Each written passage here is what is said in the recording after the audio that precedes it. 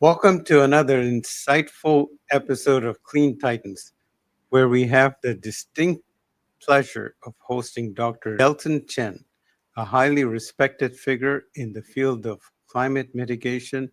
Dr. Chen brings a wealth of knowledge from his diverse backgrounds in civil engineering, hydrology, and extensive work in climate policy development, and he is the visionary project director and founder of the groundbreaking Global Carbon Reward Initiative, which we are eager to explore today. In our ongoing quest to understand and amplify effective solutions to the climate crisis, it's clear that innovative policy mechanisms will be crucial in driving meaningful change. Today, we will delve into the global carbon reward, a potentially transformative approach that aims to reshape our economic incentives in favor of rapid decarbonization and the scaling of clean energy solutions.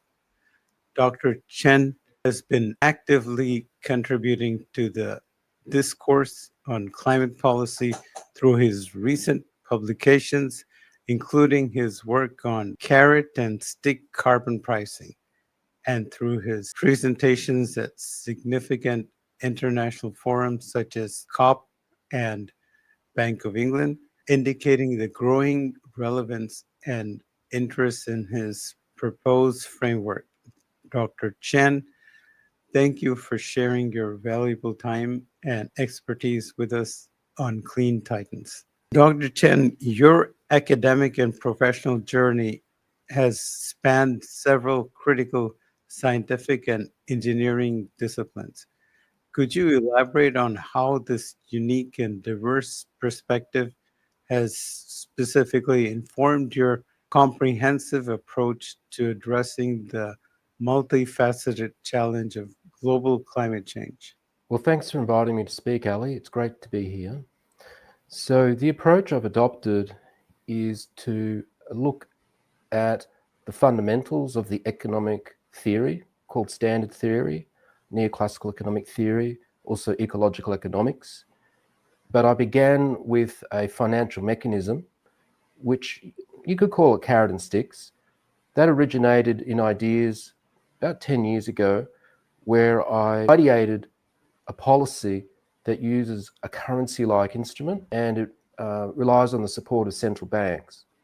So the intuition was back then that we need a scalable financial mechanism to solve or resolve the climate crisis. And that being the basis, the intuition, I complemented that with my natural science background. I'm not a trained economist, but I was very interested in how economists think and how this kind of approach would fit into their theories. And so I've been chipping away at this for a long time now, at 10 years. And I think I have some answers that are very interesting and potentially revolutionary. Let's begin by exploring the fundamental philosophy that underpins the global carbon reward. You've alluded to certain frustrations with the effectiveness of existing climate policies. Could you articulate in detail the specific shortcomings you perceive in current carbon pricing mechanisms, established carbon markets, or prevailing regulatory approaches in their ability to drive the necessary speed and scale of decarbonization? Yes, well, such a big and complex topic because there are many different carbon pricing initiatives, policies, voluntary compliance. I would argue that the main problem is scalability. And one way to understand that is the climate finance gap. So the climate finance gap currently to achieve 1.5 or approach it is of the order of 3 trillion per year or as high as 8, 9 trillion per year moving forward.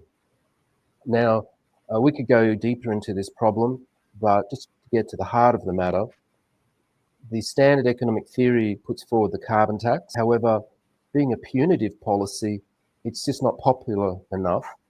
And the standard theory doesn't really have a model or a conceptual framework to deal with that geopolitical problem of the dislike of sticks, such as taxes. So we've moved away from taxes to embrace similar policies like cap and trade and subsidies. And then we have the carbon credit markets with offsetting voluntary versions of cap and taxes. And so we have this family of initiatives and policies, but collectively it still doesn't resolve the problem. We don't see enough cooperation or scalability. So my work is to try and unravel that and provide a new framework that can explain this big puzzle and offer a resolution. So this is where we lead the discussion towards the carbon reward, and I can explain more about the carbon reward if you like. You have developed a comprehensive taxonomy for carbon pricing strategies. Could you briefly outline the distinct categories within this taxonomy? And importantly, could you clearly articulate where the global carbon reward fits within this framework, explicitly highlighting its unique and differentiating characteristics compared to other approaches? Sure. So I'm currently finishing a paper that explains all of this, and it is, you could call it a taxonomy if you like. I prefer to call it a classification system, which is similar to a taxonomy, a faceted classification, which describes policies according to a matrix approach, looking at the store of value and the unit of account as the primary attributes for classification. What's interesting about the approach is that it identifies four major market policy types. They are the carbon tax, cap and trade, carbon subsidies, and then the carbon reward. However, the carbon reward, it doesn't exist in textbooks, and economists and policymakers simply don't have the concept in their minds. It's an alien policy. Now, the classification, you might call it a taxonomy, but the classification system, it's quite interesting because it also provides a comment on these policies' features, their strengths. And in my opinion, my interpretation is the carbon tax, its objective or strength is to achieve an efficient outcome, social efficiency. However, because it's punitive, it can't really scale beyond a local or a national policy, and it's not terribly popular. So the other policies, according to my classification, they have mixed properties, or with the carbon reward, it's the kind of the star or the better policy for dealing with systemic risk. So in my classification, I argue that there are two major objectives that are addressed by these four policies. The first is social efficiency, which is classical or neoclassical economics, and the other is to manage systemic risk. So to manage systemic risk, you need a lot of cooperation. And the carbon reward, which offers a carrot and ability to trade the carrot, maximizes cooperation. And this is how we get access to scalable finance, to address geopolitical and political issues, create a truly international or even global price signal, and tackle all the systemic risks that we're experiencing with the climate crisis. Now, this classification, it branches out into voluntary markets, such as shadow carbon pricing, voluntary taxes, and voluntary caps, often called net zero pledges, and it also includes carbon credits and offsetting. So it's quite a comprehensive system of pricing, and I call it the carbon pricing landscape matrix. So the landscape matrix kind of just puts it all into a kind of a framework that everything fits together. You can see the landscape, you can see how we need this toolkit of policies to manage carbon pricing at different scales and in layers. So the layers refer to sticks and carrots. You need a layer of sticks and a layer of carrots working together as complements to be able to get everyone working together. So that's it in a nutshell. The carrot and stick analogy is central to understanding the global carbon reward. Can you elaborate in detail on how these two essential elements are strategically balanced and interact within your proposed system to create a powerful and effective driver for rapid and widespread decarbonization across various sectors of the economy? Sure. To understand carrots and sticks, we need to move beyond the simple interpretation of pricing. So the neoclassical approach assumes that we can implement taxes and people will just accept it. Government can roll it out. But it ignores the fact that many businesses and individuals are afraid of taxes. So you have this political pushback. Moreover, if you move into carrots and you begin to understand the importance of carrots, what opens up is a new understanding that decarbonisation projects, clean energy projects, carbon dioxide removal projects, or whatever it happens to be, they need carrots because the cost of mitigation is often prohibitive. Even if it's a clean energy project, but certainly carbon dioxide removal, you need carrots so that they have positive finance, bankable finance on their balance sheet so they can borrow money or find equity finance to actually roll out their project. So that's a very basic level understanding of why you need carrots. But in terms of project finance, you also need these carrots because there are so many risks in developing projects. You have political risk, you have the risk of changing interest rates on loans, you have technology risk, exchange rate risk, and extreme weather risk if it's a project that could be damaged by wind or flood or so on. So projects actually have a lot of risk to deal with. And by providing a carrot that's intelligently structured, you can help the projects become resilient and fund themselves for the long term. Keeping in mind, we might be talking about projects that last 20, 30, 50 years and might need hundreds of millions of dollars of capital. So those kinds of projects are simply not going to get off the ground unless they have enough bankable finance. So this is the philosophy behind the carrot. It's quite detailed, but at a philosophical level and scientific level, there is evidence to show that human beings, psychologically, we are much more ready to cooperate when we're offered carrots and sticks in a combination. That's actually been shown scientifically. So that's a bit of background to carrots and sticks. Your insightful work appears to draw upon principles from both logical economics and neoclassical economics. Could you elaborate on how the global carbon reward framework specifically attempts to bridge or effectively unify these sometimes divergent perspectives in the practical context of formulating and implementing impactful climate action policies? Sure, we are living through quite an interesting time in terms of economic philosophy because we have what's called, or some people call, the standard theory, which is the neoclassical theory for markets and market failures, mainly coming from Arthur Pigou from the 1920s and Ronald Coase from the 1960s. That theory, I think, is a good theory. However, I believe it's incomplete. Also, ecological economics, which originates from Nicholas Rogan's ideas and Herman Daly's steady state economy, I believe that that theory or framework is also incomplete and potentially misleading for reasons to do with how we apply classical thermodynamics and how we understand systems and the deeper theory behind entropy. So ecological economics, I believe, has some fundamental problems, and neoclassical economics also has problems through the omission of certain ideas.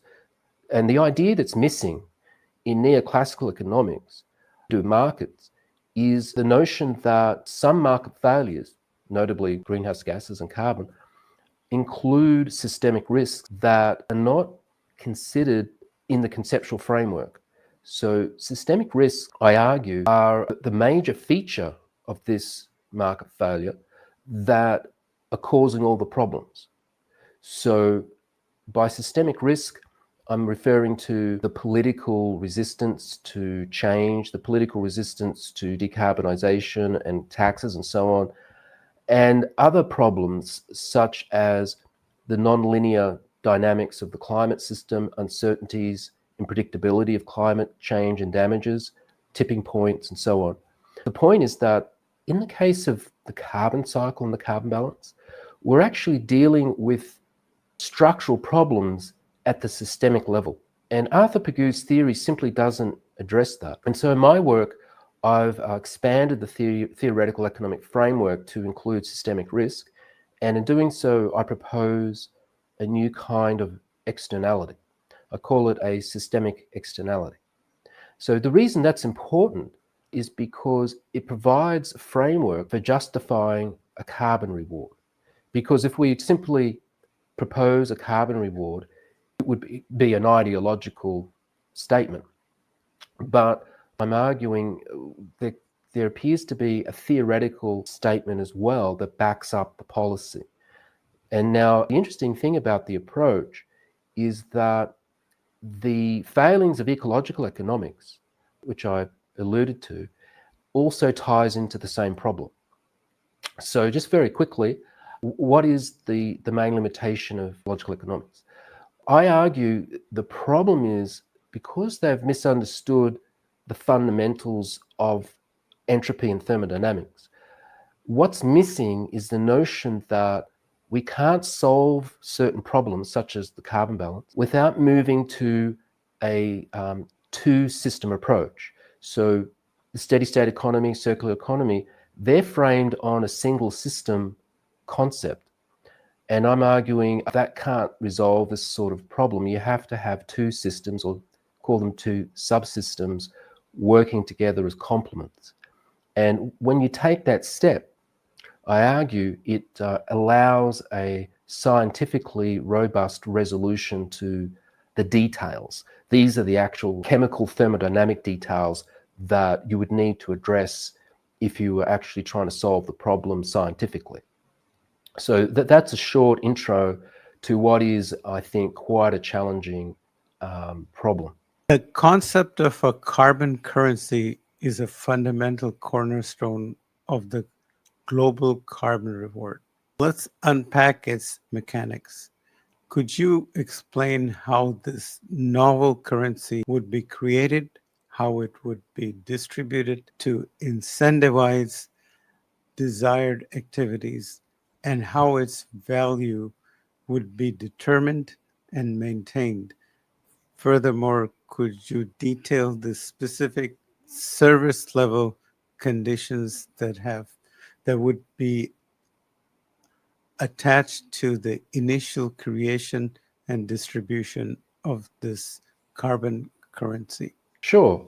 Now, I think the first point I should make about the carbon currency, ironically, is that it's not a currency. So the name of the tool is a bit tricky because the concept of a carbon reward doesn't exist in economics textbooks.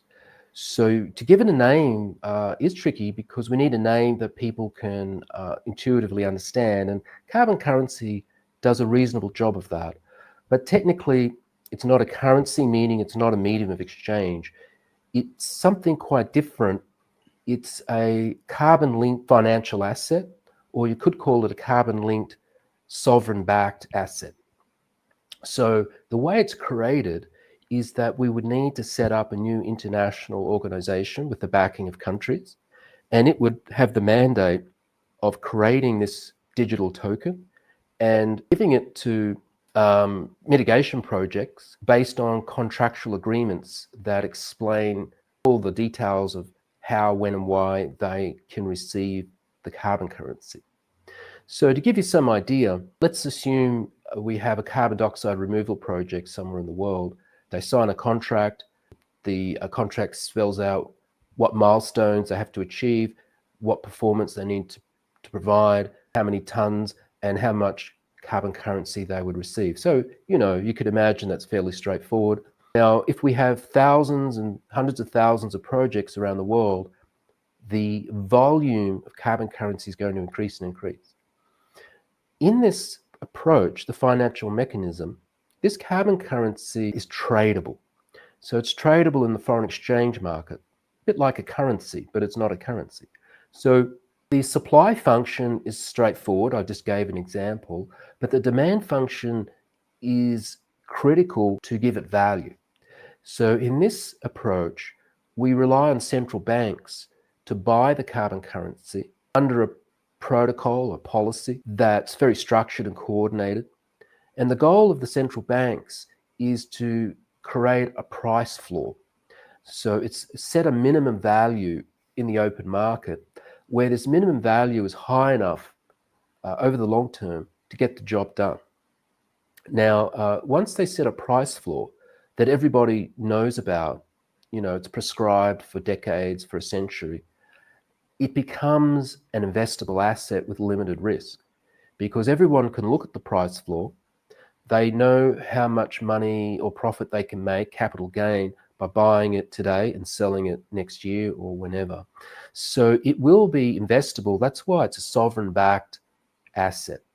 So I just described the demand function, and I gave an example for the supply function, and price is a function of supply and demand. So the actual spot price will fluctuate under market forces above the price floor. And this is how we create the carbon reward market with the features of scalability. That's really the important part.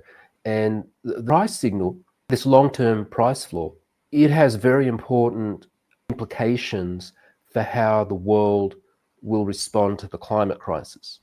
Like we could touch on that just very quickly.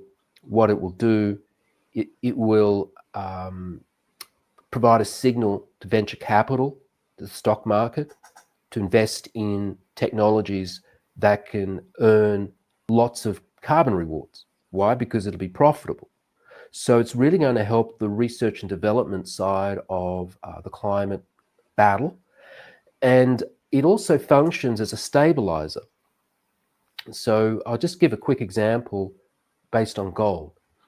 If you're following the news, there's international volatility in financial markets because of wars, trade wars, other geopolitical issues. And with this uncertainty and with inflation, people are turning to gold. Investors are investing more in gold. The gold price rises. So gold is acting as a hedge investment. This carbon currency will do something similar. So with the price floor, people will turn to the carbon currency as a safe haven asset. And imagine how markets will become more volatile in decades to come with worsening climate change impacts. So if we don't have something like the carbon currency acting as a hedge, we are going to shoot ourselves in the foot because we'll be investing in things like crypto and gold, which don't help our sustainability problem. So you need something like the carbon currency as a stabilizer and negative feedback on emissions, something anti-fragile, something that people can trust in, something that will hold the ship together, metaphorically. Unlike traditional flat currencies, the carbon currency is intentionally designed to be an appreciating financial asset over time. Could you elaborate on the underlying economic principles that will specifically underpin this anticipated appreciation in value and how this inherent appreciation would serve as a powerful and enduring incentive for long-term carbon sequestration projects and the sustained avoidance of greenhouse gas emissions across various economic activities? So philosophically speaking, if we come back to the theory of market failures, we have on one hand the idea of climate damages, Arthur Pagu's theory, which means that economists look at the climate problem in terms of the social cost of carbon. So the social cost of carbon rises, and that means a higher tax in theory. Here, as I mentioned earlier, I'm identifying systemic risks as needing its own price, and I call it the systemic externality.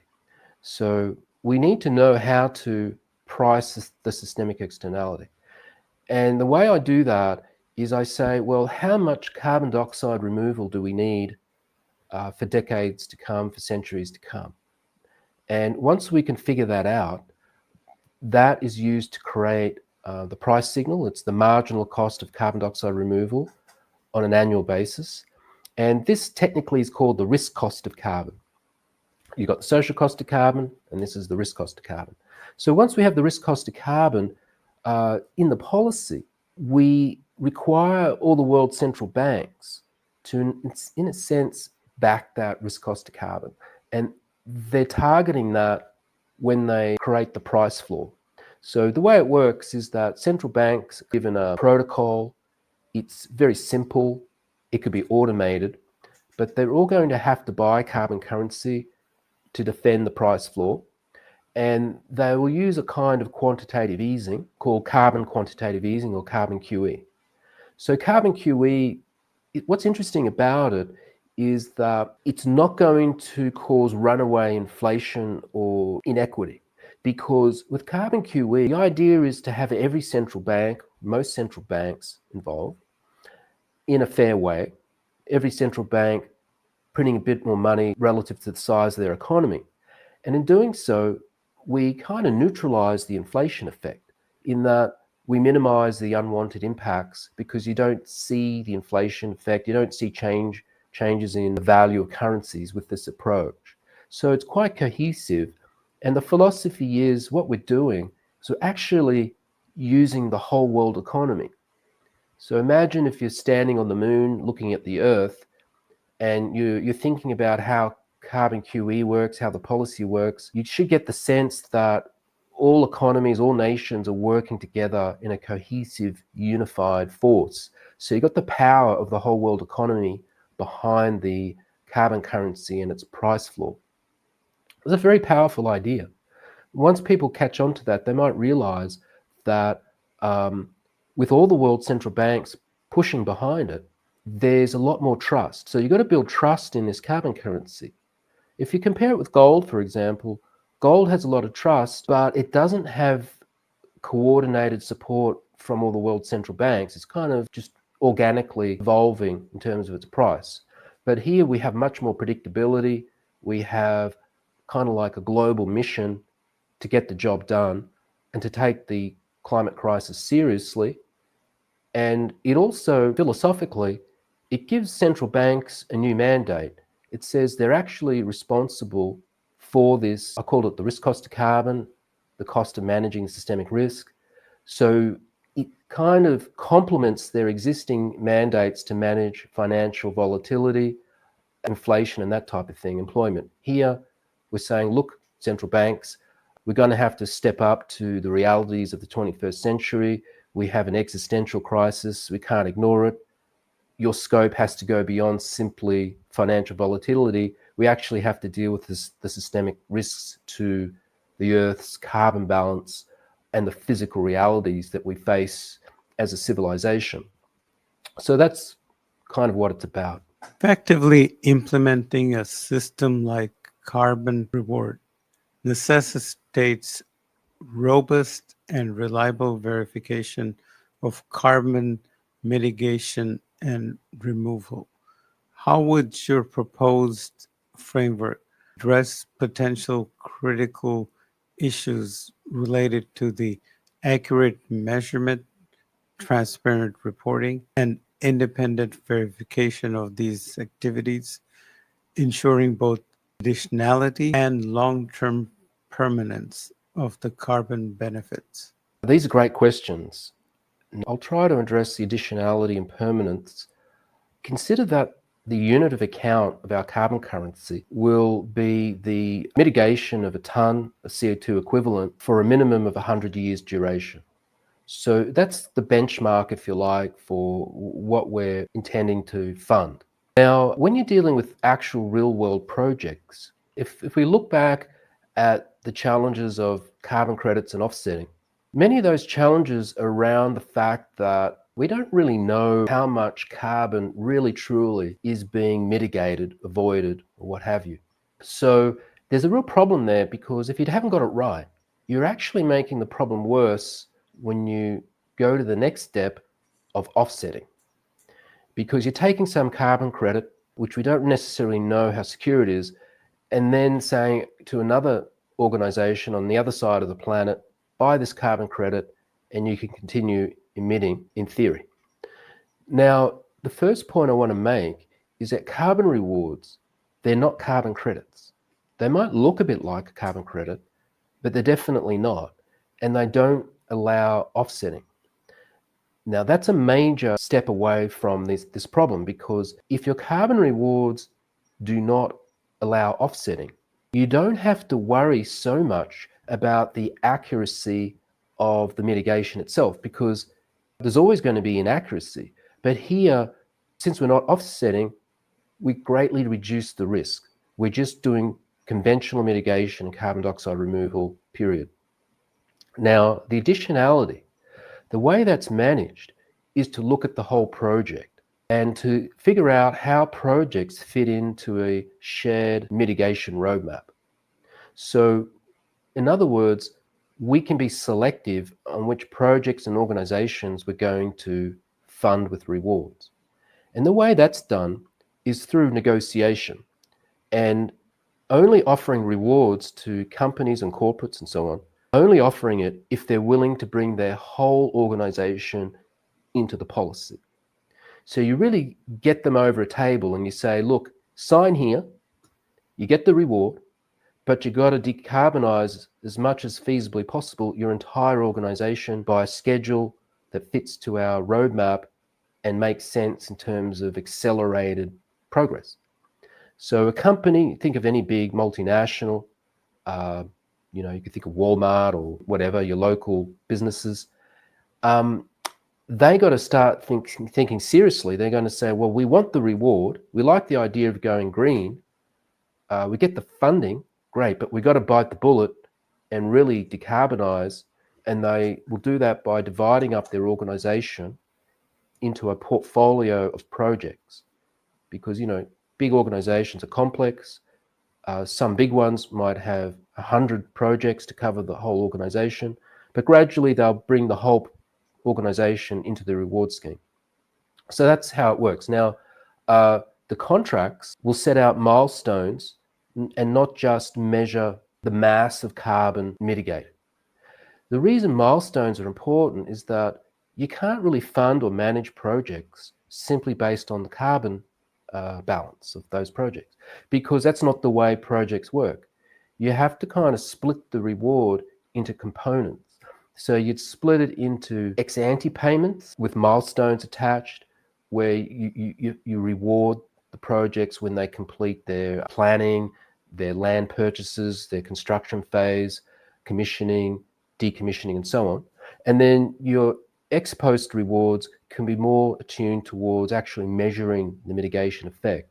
So through this type of contract, you're really getting control of the project management, and you're helping de-risk these projects and making sure that they complete really significant decarbonization.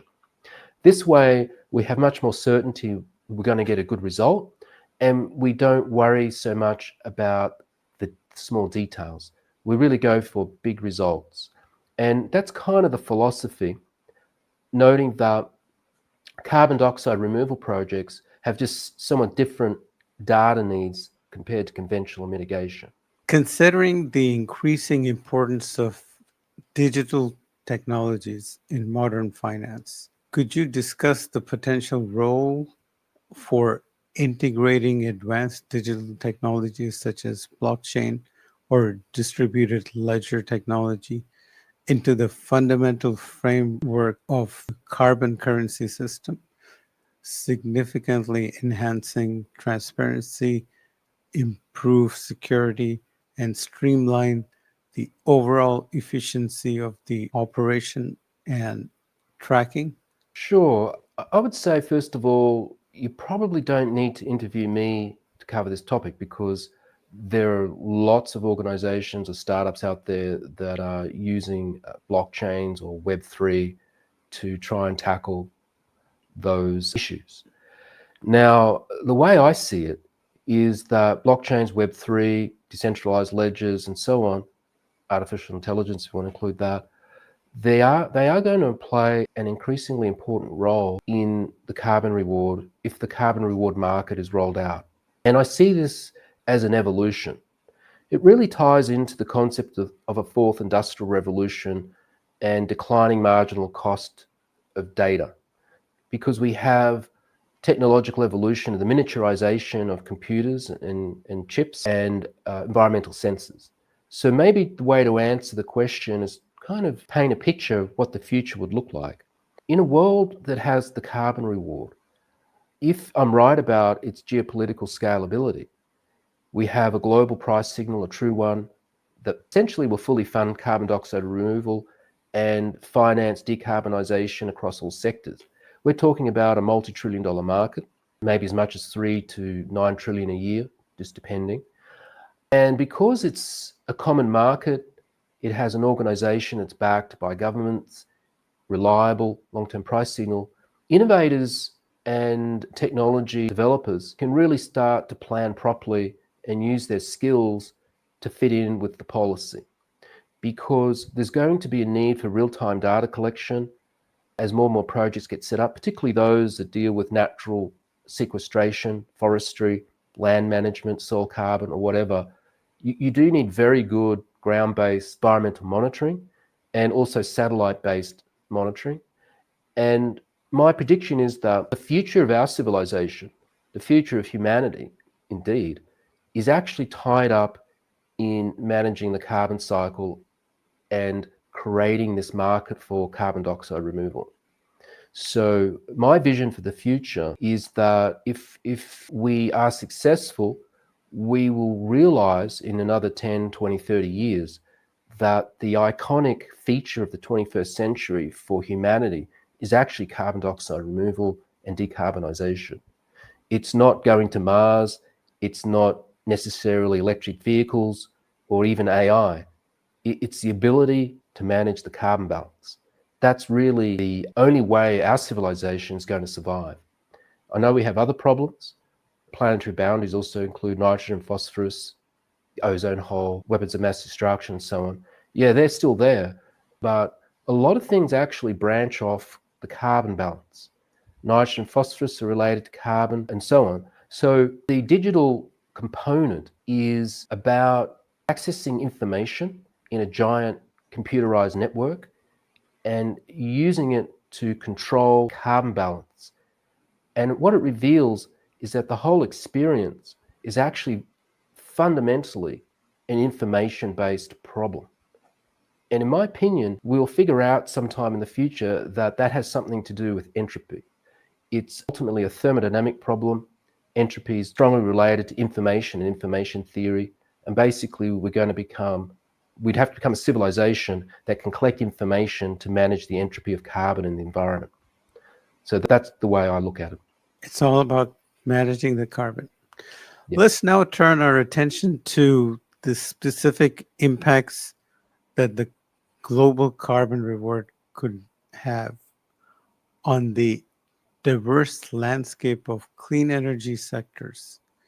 Could you provide some examples of how the system would directly incentivize increased investment in an accelerated deployment of key clean energy technologies and practices such as solar energy, wind power, advanced energy storage solutions, and transition to sustainable transportation systems? Sure. So what we're talking about here is really conventional mitigation.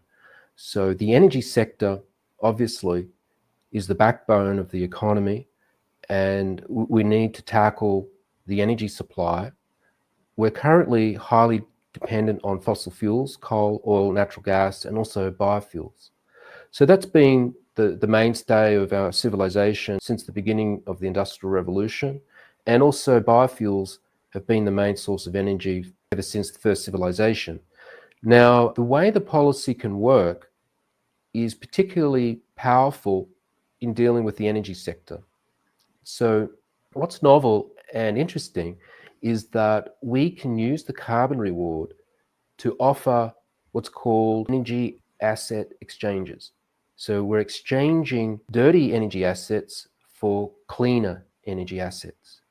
So the way it works is that the organization responsible for the policy can look at the whole world, its energy supply network, and start figuring out strategically where we should swap out fossil fuel assets for cleaner assets to accelerate the global decarbonization rate. And so when you do that, it becomes an interesting problem because you might want to target fossil fuels found in rainforest areas, environmentally sensitive areas, developing countries for multiple reasons.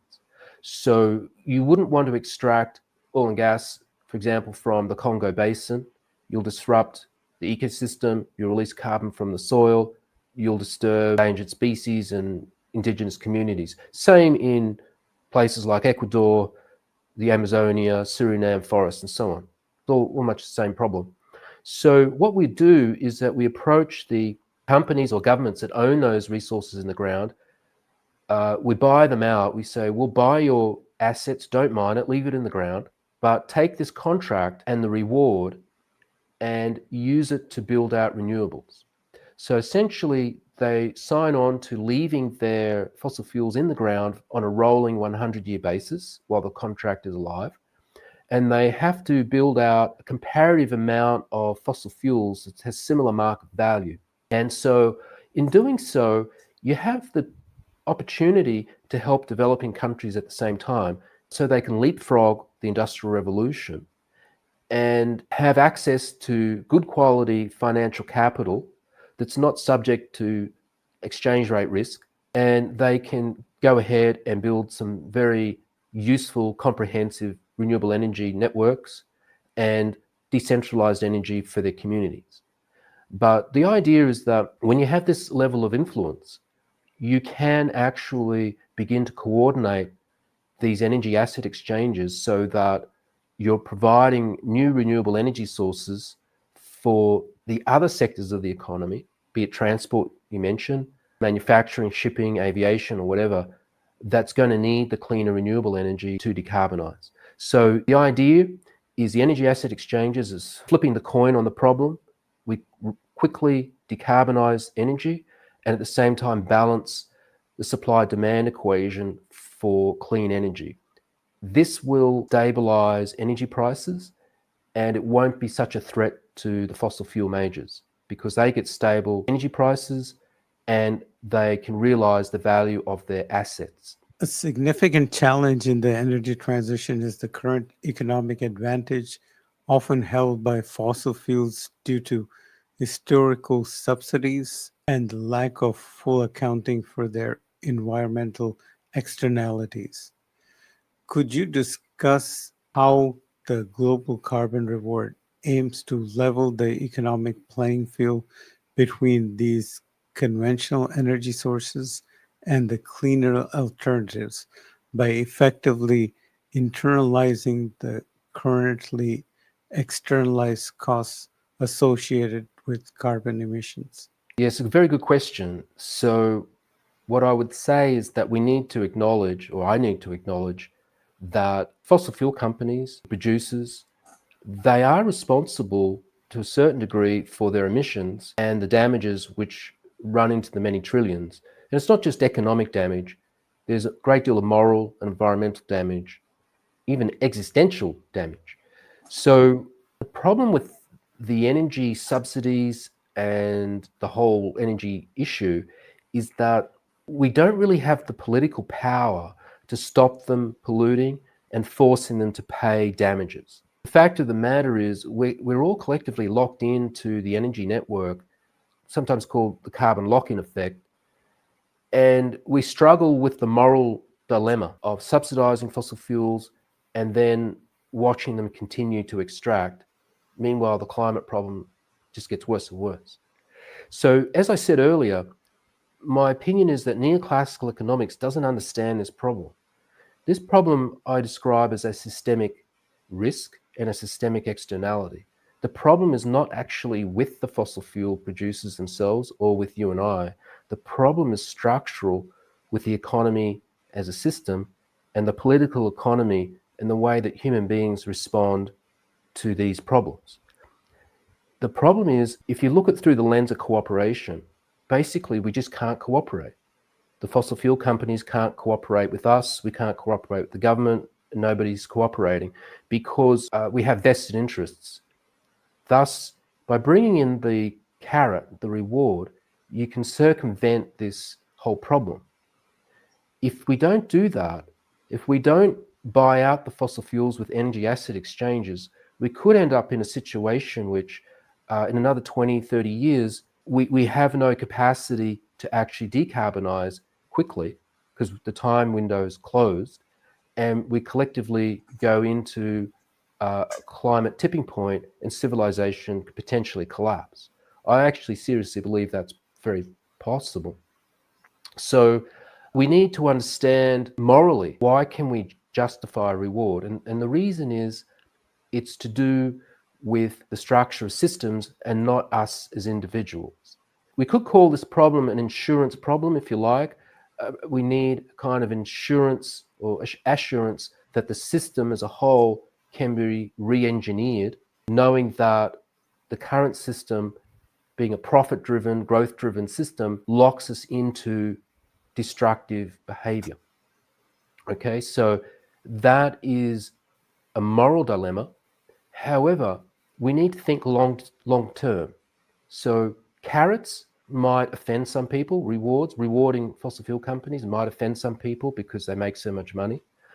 But you got to think long term, meaning once we get underway and we begin to radically reduce the amount of fossil fuels, coal, oil, and gas, and we're sort of entered into a new era where maybe renewables provide 50% of the total energy mix. By that time, the moral and political landscape would have changed in that more and more people will believe politically that taxes on fossil fuels is actually justifiable because everybody's bought into the transition and it'll look more like smoking cigarettes or something like that. And then you'll find it'd be easier to bring in taxes, regulations, and maybe try and morally deal with fossil fuels.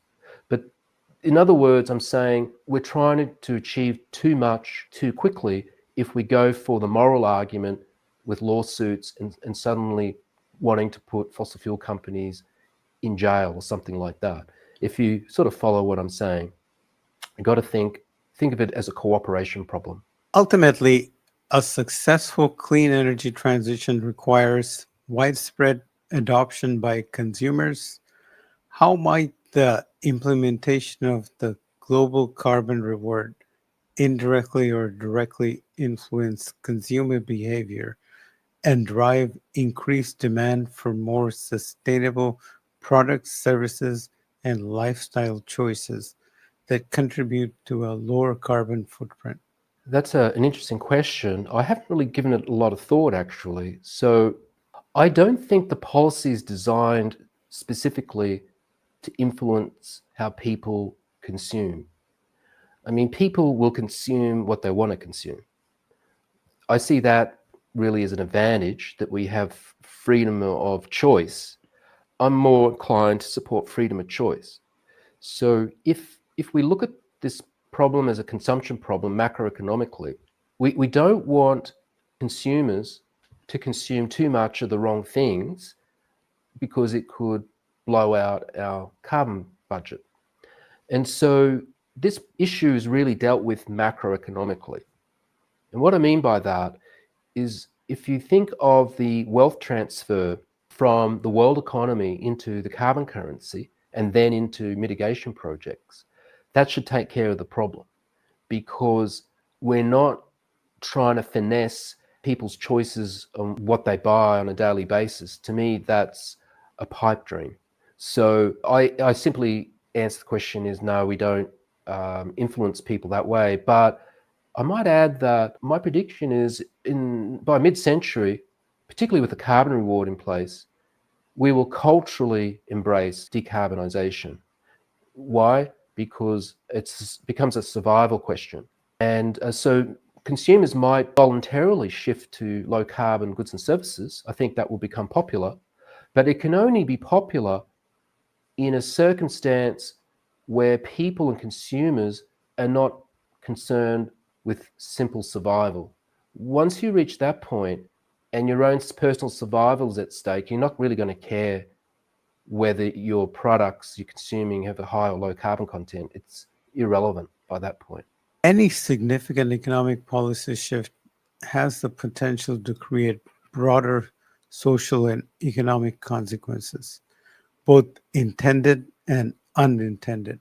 How does the global carbon reward framework specifically aim to ensure a just and equitable transition to a low carbon economy, particularly addressing the unique challenges and vulnerabilities faced by developing nations and marginalized populations who may be disproportionately affected by climate change and the transition process? Yeah, great question. This carbon reward policy is actually structured with 3 reward channels. Reward channel 1 is for carbon dioxide removal, 2, conventional mitigation, and 3 is for co-benefits. So the co-benefits address some of the issues that you raised. I'll just quickly explain what I mean by co-benefits. So whenever we do any kind of project to decarbonize energy, take carbon out of the atmosphere or whatever, there's always going to be an impact on society and the environment. And I have no idea what those impacts are going to be. It's so difficult to even predict for a simple project. So we can't really micromanage those impacts. What I propose is that we create a secondary market that's a Robin Hood scheme that allows stakeholders, residents, citizens, businesses, anyone, to get involved in monitoring projects for their co-benefits and their harms. And we take that information and use it to redistribute the rewards in a Robin Hood system. So projects that do a lot of good, create green jobs, improve the environment, improve the soil, reduce pollution, and so on, they get more rewards. Where do the rewards come from? From the projects that do the opposite, that harm people, harm the environment, and do things that people don't like. And those reward redistribution systems will be developed bottom up. Just allow people to develop them themselves with some guidelines and see how it works. But with developing countries, we need to understand that we've got to begin to address the global north-south divide, because developing countries have large populations and they want to develop sustainably, and they have debt problems. So they have weak currencies and often borrowing from developed countries, which puts them in an awkward position because to pay down debt, they need to extract resources, sell it on the open market, and it puts them in a vicious cycle of dependency on low value add resource extraction. What we can do is break that cycle with the carbon reward, because if we focus on the energy asset exchanges, we can free them from the fossil fuel extraction problem and all the pollution it creates and fund them with the carbon reward. Now, why is it a good idea? Because the carbon currency, as I described it, being backed by the world central banks, it's as good as or better than any hard currency. So in effect, we're paying them with hard currency, and that resolves 2 problems. One, it's debt-free. They're not borrowing money. They're not going into more debt. And the exchange rate on the carbon currency stays high, meaning that they have security and they can use that money to attract more debt finance and equity finance to do bigger projects. So that's the big concept. But if you go down and drill down to the individual, the other advantage is, very quickly, if we have micro contracts with people and communities, it's conceivable to pay people through their mobile phone so that we can granularly distribute currency, carbon currency, for people who are doing work on land, for example. It could be carbon farming, growing crops, whatever. You want to be able to get the money directly to people so that you can improve their quality of life.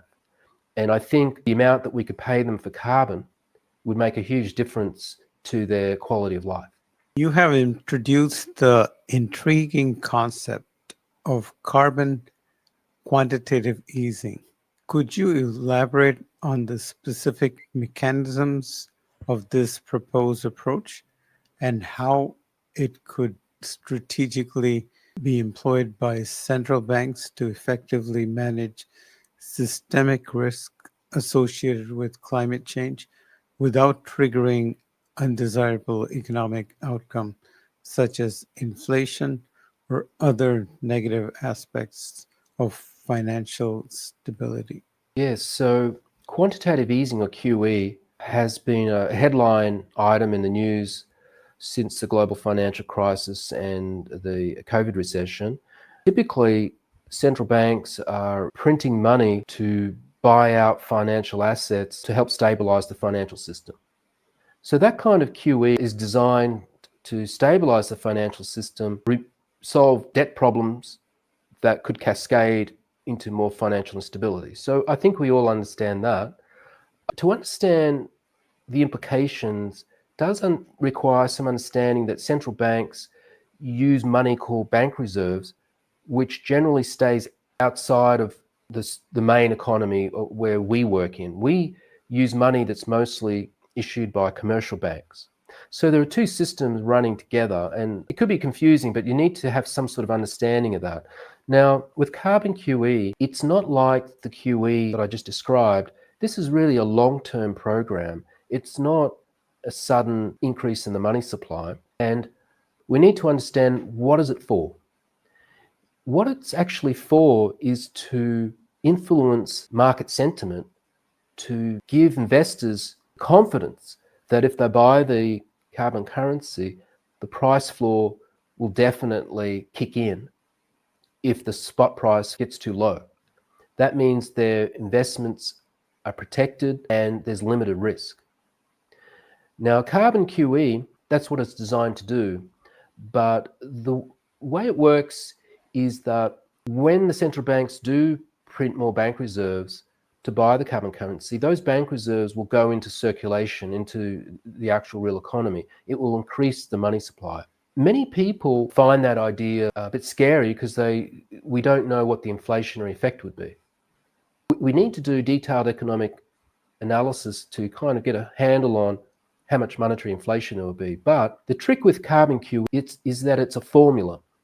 It's kind of like a weighted formula that says, look at every central bank, look at the size of their economy, GDP and currency in circulation, and let's come up with a formula that spreads the carbon QE responsibility to central banks in proportion to their economy.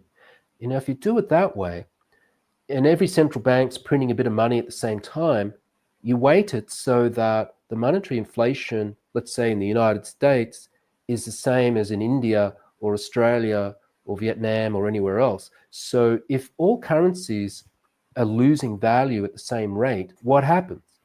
You don't see it. It becomes invisible. And the only barometer for this inflation actually is the rising value of the carbon currency. So we don't technically see the inflation except in the increasing value of the carbon currency, which is the price floor that we need. So I think that is a good way to manage the cost of mitigation of putting it into monetary inflation. And it doesn't restrict central banks or governments in managing their own economies. If one economy happens to have high inflation, they can still deal with it using whatever policies they usually use. So it doesn't restrict central banks' options. It does, however, require that all central banks and governments be willing to give up a little bit of sovereignty on what their central banks are doing. This might not be as bad as it sounds, because once carbon QE is set up, it can be highly automated, kind of like set and forget. And for central bankers, that could be attractive because they're not involved in the details of mitigation assessments, carbon accounting, all those technical details that we've been talking about. They're not interested in that. They don't have the skills for that. They've got other things to worry about. So it relieves them of those duties, and I think that they should be able to operate comfortably with carbon QE. The global carbon reward would need to interact seamlessly with existing complex financial systems and integrate web of international trade. What specific adaptation or integration within these established systems do you foresee as necessary to ensure the smooth and effective operation of the carbon currency and to prevent potential disruptions to global commerce and finance? Yes, they're very good questions. I'm not an expert on international trade or international law. However, what I think is that we do need an international organization to implement and manage the carbon reward market. Now, one thing's certain, we will need carbon dioxide removal at a global scale. So it would make sense for governments of the world to sit down and seriously think about creating an international market for carbon removal. If we had the carbon reward to finance that, we just need them to agree to be involved in that market and allow every country to accept carbon currency as foreign revenue. Now, from the perspective of governments, that's pretty good because basically you're being invited to create a new sector, carbon removal sector in your country that's going to bring in foreign currency, because it's not really a currency, but it's a foreign reserve asset. That's the carbon currency. So you're going to increase your revenue in your balance of payments. And that's how it works. So I think from the perspective of international trade, that's maybe a good way to do it. When we move into the other kinds of mitigation, decarbonisation of energy and industries, it's a similar deal, but you need the nuance of governments being happy with their sectors undergoing this transition. And one reason they might accept it and they might sign on to an international market for rewards, once again, is that the reward adds to their balance of trade as a positive. So it helps finance the decarbonisation and takes the pressure off the national government.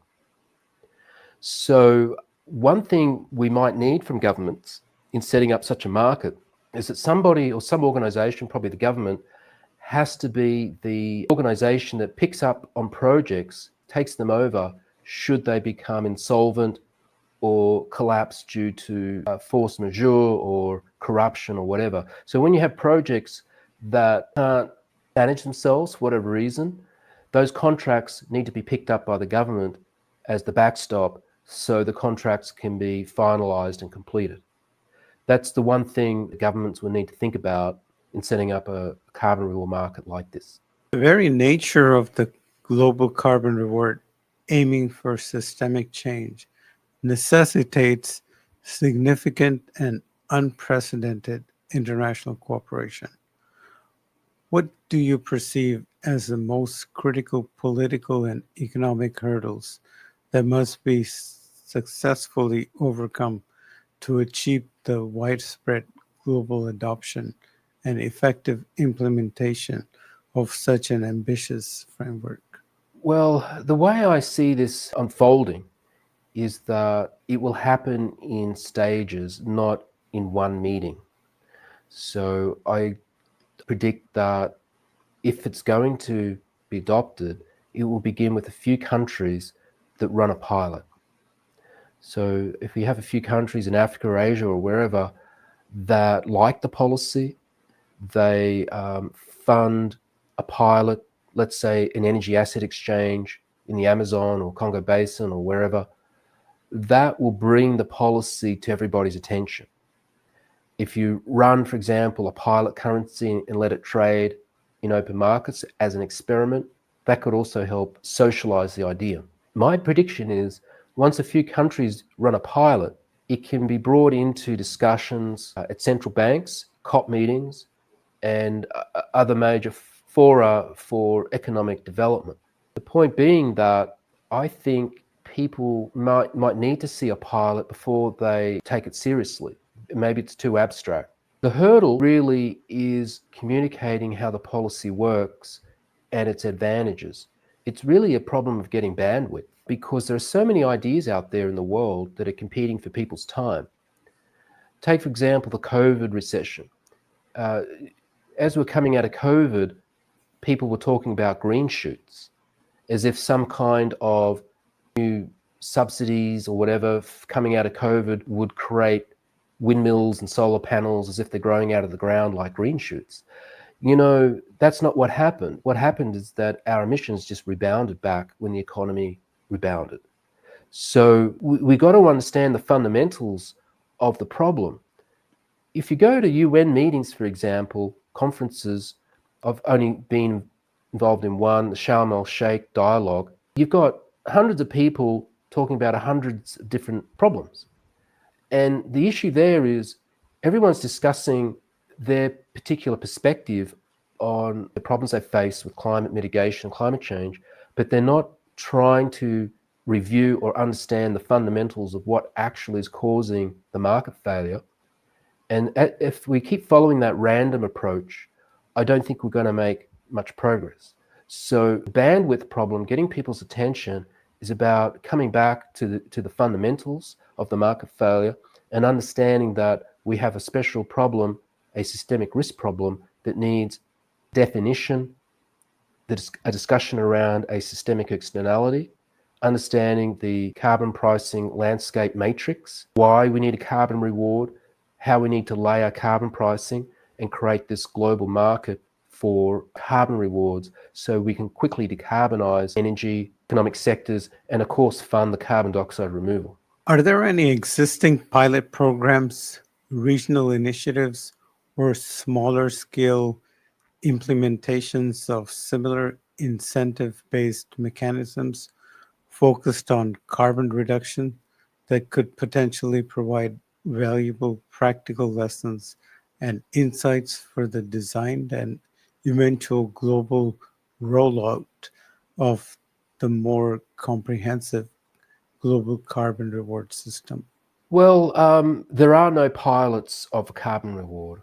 We are hoping to attract funding somehow to do a feasibility study, stakeholder engagement, economic assessments, and attract some countries to do a pilot. None of that has started because, well, this is hard work.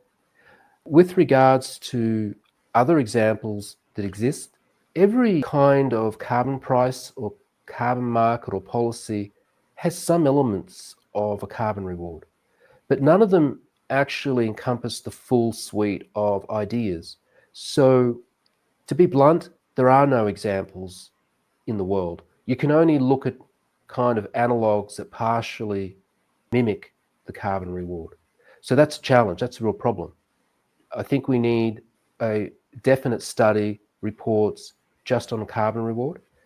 Otherwise, there's going to be confusion about what it really means.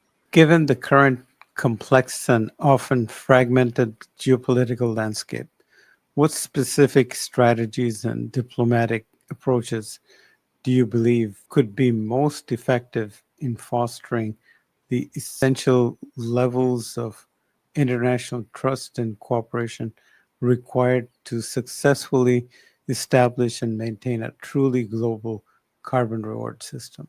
This is an easy question to answer. Basically, we're talking about the Overton window.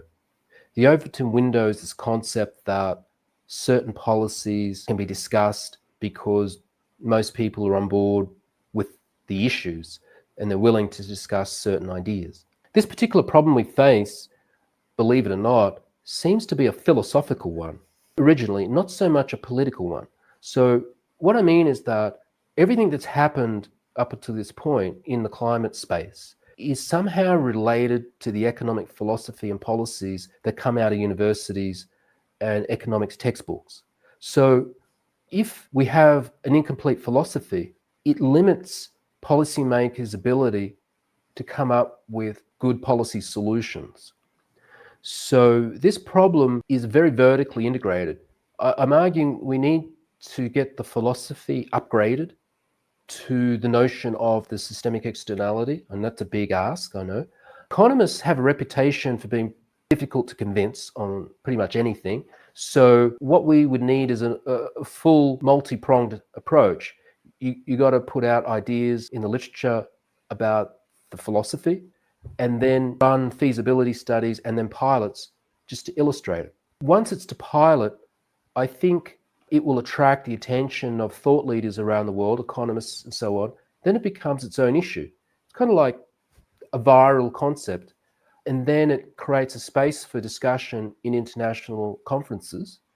And there it's up to governments to think it through. So the theory of change of this over the window, its success does not depend on me strategizing or coming up with some special conference or talking points. It's really about whether or not the policy appeals to governments. So we ask ourselves the question, what's in it for them? Well, in my simple thinking, if I were a politician and I can see the climate is getting worse and worse and we're actually in a major predicament, like existential and scary, I'm asking myself the question, how much money can I take out of my fiscal account, my budget, and start paying for rapid decarbonisation? Because my voter base are going to get very upset if I rearrange the deck chairs, putting people out of work and so on too quickly. There's the Overton window problem for governments. So what I'm saying is the governments will sit down and look at this and they'll think, hold on, this mitigation finance is funded through a mechanism that has zero impact on my fiscal account. There is no spending requirement. It's funded through the central bank guarantee and investor trading. So immediately it solves that problem. Once they figure that out, I think they'll be willing to discuss it. And once other countries and governments say, hold on, this is a good idea, why don't we try this? You could find that they come to the table quite quickly to an agreement, but they're going to need to roll it out in stages because everybody's going to be nervous that something might go wrong. So it's got to be staged. Then once people become familiar with it, I think it could grow exponentially in response to the risks we face. So my answer is pretty, I would say, it's not definite, but there's nothing definite about this. We are a political animal and we're complex. Absolutely. Dr. Chen, looking towards the future, what are the most crucial next steps and immediate priorities for the Global Carbon Reward Initiative? What key milestones are you and your team currently working towards achieving in the near to medium term? Sure. In the near to medium term, the most important milestone is for me to complete the paper I'm writing that explains all this, or most of it. So it's quite a substantial paper. And if anyone out there is watching this would like to help me get it published and promote it, please contact me. Our other milestone or aim is to find organizations to partner with over the policy, meaning to understand it, help us disseminate the policy, expand our network, and find the support we'll need to attract money to do a feasibility study. And that's as much as I can offer for our short-term to medium-term aims, because beyond that, it's very hard to predict what would happen. For our audience who are dedicated to a clean energy future and are passionate entrepreneurs, strategic investors, and innovative thinkers who are actively shaping the future of the clean energy space, what specific ways can they effectively engage with and potentially contribute their expertise and resources to the further development and eventual adoption of the Global Carbon Initiative? Well, at this point, this time, I would say we need financial support. So if there are any renewable energy companies out there that are well financed, that they have plenty of money, consider sponsoring this nonprofit. We basically run off very little money, small donations from individuals. We have no funding from government or foundations or even philanthropists.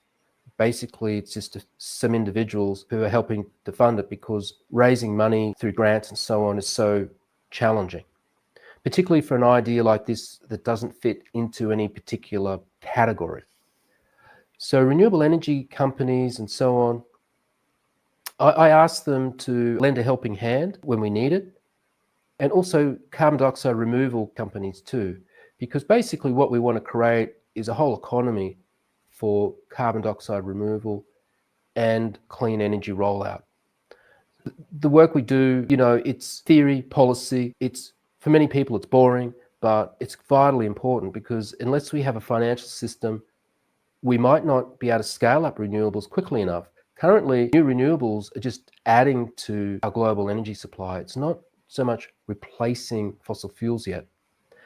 And the clean energy rollout is going to need major support so that it's coordinated with the decarbonisation of other sectors, and we create a fair deal for the global south. I think to the energy sector, clean energy sector, we've got to think of this as a multifaceted problem with major developmental issues that require compassion for the global south in terms of their finances, ability to access financial capital. Unless they get that finance, they won't necessarily be able to skip the Industrial Revolution. So we've got to think more integrated. We've got to integrate the whole stack, from fundamental theory right down to the assumptions of neoclassical economics, of ecological economics, and so on, right up to sticking a pole in the ground and putting up a windmill. We've got to understand the full stack, and that's a big ask. But that's the only way I think our civilization is going to get through this particular crisis. Dr. Chen, we extend our deepest gratitude for your truly insightful contributions and for generously sharing your profound vision and extensive knowledge with the CleanTitans community. Your work on the global carbon reward offers a compelling and potentially transformative pathway towards a sustainable future. The concept of the global carbon reward presents a significant and innovative approach to accelerating the clean energy transition, and we encourage our viewers to thoroughly explore the resources Dr. Chen has mentioned and to actively engage in the crucial discussion surrounding this important policy proposal. We invite you, our valued Clean Titans audience, to share your thoughts and perspectives in the comments section below, and to consider how you might contribute to this vital global endeavor. Thank you for tuning in, and we look forward to bringing you more insightful discussions with the leaders who are shaping our clean energy future in the episodes to come. Please tell your friends about us and subscribe and like and share with your friends. Thank you, Ali. Thank you.